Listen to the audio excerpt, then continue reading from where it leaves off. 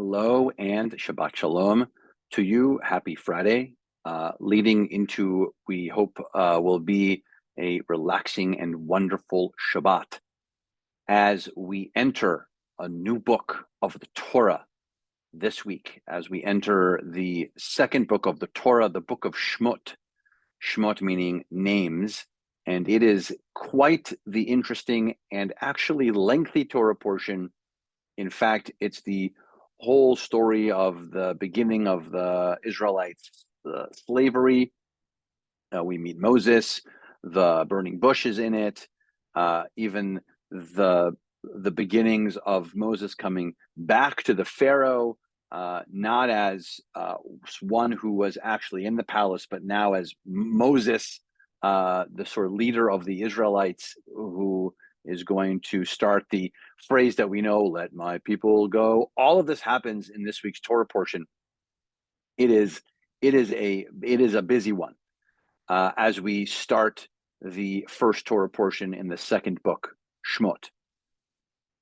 This moment right here that you can see behind me is a very clear and popular one. We all know about this burning bush moment, right? This moment where Moses has this strange moment after killing a taskmaster, realizing that he's in the wrong place, that he's personally, and then he goes into the desert and he eventually becomes a shepherd. And while one day, while tending the sheep, he notices that there was this bush that's not consumed by the fire.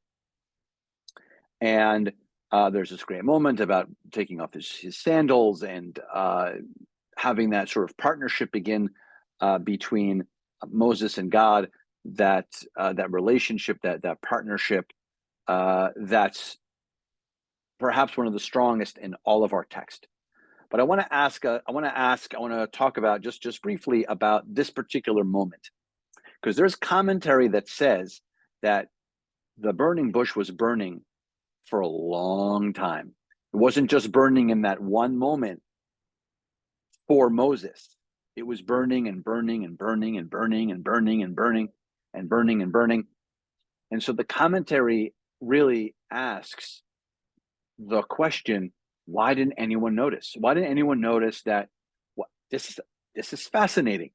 There's a burning bush here that isn't being consumed by the fire.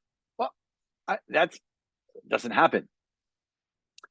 And so the commentary says that God notices that it's only Moses who notices that the fire kept burning, that he took a moment, that the text says he sort of turned aside, looks aside, and in the turning, he notices that the fire isn't consumed. And because he does that, it's believed that God chooses Moses to be the greatest leader of the Jewish people in that moment, because he is the only one ever to notice that fire had been burning and burning and burning and burning.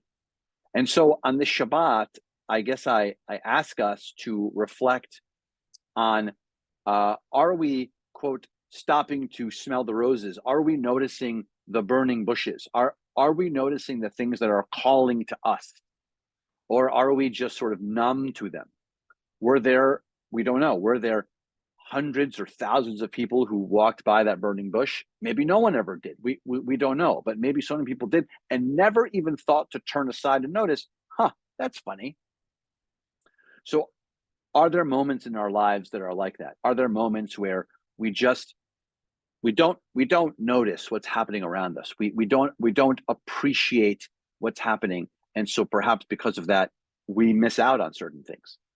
I think that's what this section of the Torah portion is mentioning.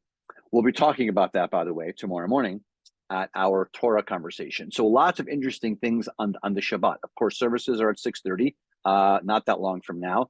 It is MLK weekend. So we have the great honor of having Pastor Brown from Ebenezer, our neighbor for many years.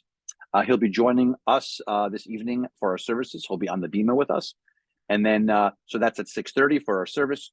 Tomorrow will be our 8:30, our usual discussion and service regarding Shemot, this incredible Torah portion.